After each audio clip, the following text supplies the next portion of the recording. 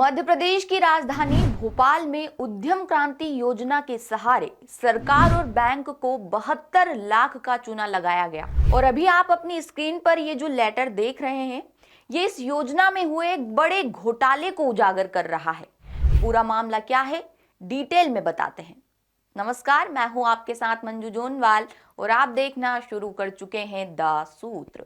दरअसल मध्य प्रदेश सरकार की मुख्यमंत्री उद्यमी योजना में एक महीने में दो बड़े फर्जीवाड़े सामने आए हैं। एक महीने पहले जहां ग्वालियर में फर्जी फर्म के जरिए सरकारी अनुदान हासिल करने वालों पर केस दर्ज किया गया था, तो वहीं अब ताजा मामला भोपाल से सामने आया है। बता दें, राजधानी भोपाल में उद्यम क्रांति योजना के जरिए बैंक से सरकारी अनुदान पर 72 लाख रुपए का लोन लिया गया था। इसके लिए डॉक्यूमेंट से लेकर लोन से क्रेन खरीदने तक जमकर फर्जीवाड़ा किया गया। मामला सामने आने पर बैंक द्वारा की गई शिकायत पर ईओडब्ल्यू ने जांच करते हुए हितग्राही सहित सेंट्रल बैंक के तत्कालीन मैनेजर, कार्गो लॉजिस्टिक कंपनी के संचालक पर केस दर्ज कर लिया है। अब आपको पूरी कहानी सिलसिलेवार बताते हैं। दरअसल मुख्यमंत्री युवा उद्यमी योजना के तहत 120 टन क्षमता की पुरानी क्रेन खरीदने के लिए मंडीदीप की फर्म SBSV इंटरप्राइजेज ने लोन के लिए आवेदन किया था। इस आवेदन के आधार पर योजना के तहत सेंट्रल बैंक ने मंडीदीप ब्रांच से 85 लाख रुपए का भुगतान किया। ये पेमेंट 2017 के मार्च और अप्रैल के बीच ऑल कार्गो फर्म के बैंक खाते में किया गया। इसके बाद फर्म को सरकारी अनुदान का फायदा मिला, लेकिन लोन मिलने के बाद फर्म ने साल 2020 में किस्तें जमा कराना बंद कर दिया। कई नोटिस के बावजूद बैंक द्वारा लोन अकाउंट को NPA घोषित कर दिया गया।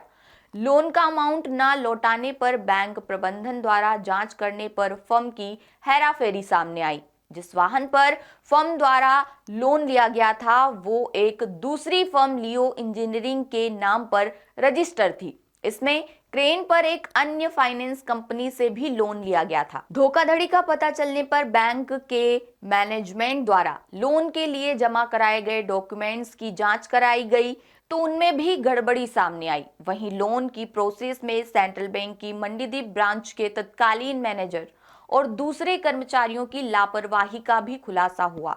इस लोन को स्वीकृत करने के लिए ब्रांच मैनेजर द्वारा रीजनल ऑफिस से परमिशन भी नहीं ली गई थी। जिस वाहन पर लोन स्वीकृत किया गया, उसकी NOC भी नहीं मांगी गई, जिसके बाद बैंक प्रबंधन की शिकायत पर EOW ने जांच शुरू की तो पता चला कि लोन लेने वाला विजय पाल सिंह परिहार लियो इंजीनियरिंग सर्विसेज के संचालक ज्ञानेंद्र असवाल का कर्मचारी था। ज्ञानेंद्र ने मुख्यमंत्री युवा उद्यमी योजना का फायदा लेने के लिए विजय पाल सिंह के नाम पर SBSV इंटरप्राइजेज फर्म बनाई और इसी फर्म के नाम पर मंडीदीप स्थित सेंट्रल बैंक से 72 लाख रुपए का लोन स्वीकृत कराया। बता दें, ज्ञानेंद्र ने लोन के लिए अपने बैंक खाते से 28 लाख रुपए की मार्जिन मनी जमा की और 21 लाख रुपए का सरकारी अनुदान हासिल किया। उसने पहले से निजी बैंक की बंधक क्रेन को खरीदना दिखाया और बैंक से लोन ले लिया।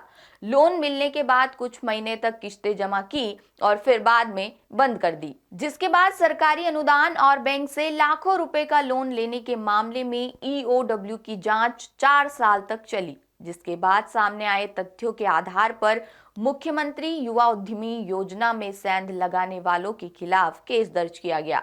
इसमें Vijay Pal Singh Parihar, Gyanendra Singh Aswal, all cargo logistic limited और सेंट्रल बैंक के कर्मचारियों के नाम शामिल हैं। इन पर धोखाधड़ी और अमानत में खयानत का केस दर्ज किया गया है। बता दें, ये कोई पहला मामला नहीं है। इससे पहले ग्वालियर में भी योजना में हेरीफेरी का मामला सामने आया था। ग्वालियर की एक फर्म पूनम ट्रेडिंग कंपनी के संचालक हरवीर सिंह चौहान और प्रेम किशोर शिव हरे ने सरकारी योजना के तहत 9 लाख रुपए का लोन लिया था। 2016 में लोन और सरकारी अनुदान हथियाने के बाद फर्म ने किस्तें भरना बंद कर दिया था। बैंक की जांच में लोन के लिए फर्जीवाड़े का पता चलने पर शिकायत EOW में दर्ज कराई गई थी, जिसके बाद EOW ने 4 साल तक इसकी जांच की तो पता चला कि हरवीर सिंह ने अपनी बेटी के नाम से फर्म बनाई और फिर खरीदी से लेकर दूसरे दस्तावेजों में हेराफेरी कर बैंक से लोन ले लिया। बता दें इसमें भी जांच के बाद ईओडब्ल्यू ने हितग्राही सहित 6 लोगों पर केस दर्ज किया है। बहरहाल अब ऐसे में देखना होगा कि इन दोनों मामलों में पुलिस की जांच में आगे क्या क्या खुलासे होते हैं और आगे इस मामले में जो भी अपडेट सामने आएंगे हम आप तक लेकर आएंगे। आप देखते रहिए द सूत्र। शुक्रिया। लेटेस्ट, इन्वेस्टिगेटिव और इन डेप्थ खबरें देखने के लिए ज्वाइन कीजिए द सूत्र का व्हाट्सएप चैनल, सब्सक्राइब कीजिए यूट्यूब चैनल, लाइक कीजिए फेसबुक पेज और पढ़ते रहिए www.daसूत्र.com।